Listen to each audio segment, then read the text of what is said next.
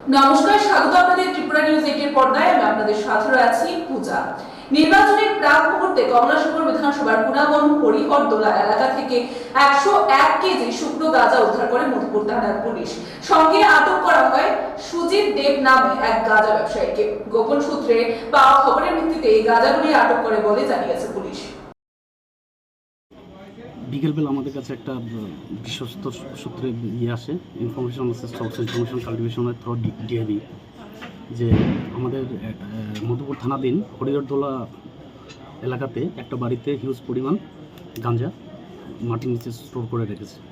তো যথারীতি আমি আমার এই মেসেজটা এসডিপিও বিশালগড়, ডিসিএম বিশালগড় এবং অ্যাডিশনাল এসডিএম বিশালগড়, যিনি এআরও 15 কমলসাগরের, ওনাদেরকে ইনফর্ম করি এবং ওনারাও আসেন। তো ওনারা আসার পর আমি থানার অন্যান্য অফিসার এবং স্টাফ নিয়ে হরিহরদোলা যাই এবং সেই বাড়িটিকে আমরা সার্চ করি।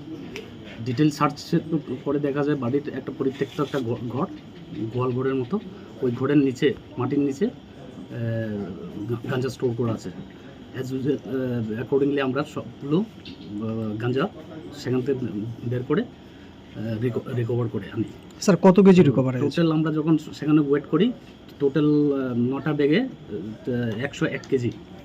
স্যার, কাউকে ডিটেন করা হয়েছে? হ্যাঁ, বাড়ির মালিক সুজিত দেব, বাবা সুভাষ দেব, রাধানগর ওয়ার্ড নম্বর 4। তো তাকে আমরা ডিটেন করেছি, নিয়ে এসেছি।